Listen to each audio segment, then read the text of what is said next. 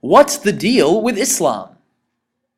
Bismillahir Rahmanir Rahim. In the name of God, the most merciful, the ever merciful. Assalamu alaikum, peace be upon you, and welcome to What's the Deal with Islam? Answering your questions about Islam and Muslims. Today's question is, what is Islam? Since this is obviously a pretty huge question which could potentially include this entire series, this video will attempt to explain Islam on its most basic and fundamental level. While most religions are named after a person or a group of people, the word Islam actually describes the spiritual state of the believer. Islam means submission and surrender to the will of God. And a Muslim is a person who strives to live in a state of Islam, to live in a way that is pleasing to God and in tune with His will. By its very nature, Islam cannot be a part-time religion, something we do once a week or only on holidays. Islam is 24 hours a day, 7 days a week, and 365 days a year. It influences everything we do, every choice we make, the way we interact with others, even the way we understand and appreciate the world around us. Exceeding the confines of just a religion, Islam is seen as a complete way of life, or deen in Arabic.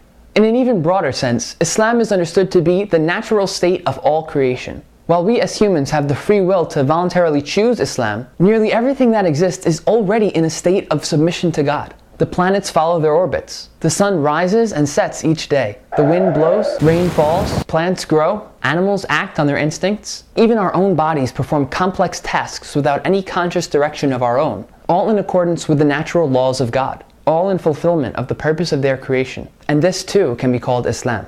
In the same sense, Islam is seen as the natural state of human existence. At birth, we are in a completely pure and natural state, aware of God and in sync with His will. This innate nature we possess is known as our fitrah. Though we acquire a variety of beliefs and personality traits as we grow up, that fitrah remains with us. Whether we call it our conscience or moral intuition, it's the reason we know deep down that God exists, that we recognize basic right and wrong, and that we long for a spiritual connection with the divine.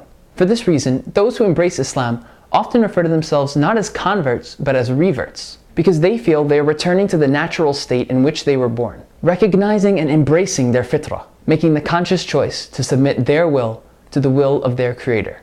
Now you might be asking yourself, if Islam is submission to God's will, how can I know that I'm living my life the way God wants me to live? To find out, subscribe to the channel and stay tuned to this series to catch all the newest episodes, especially the episode on prophets. Thanks for watching, and until next time, peace be upon you.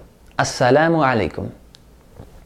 Do they seek a way of life other than the way of Allah, while everything in the heavens and the earth submits willingly or unwillingly to Him, and to Him they will be returned?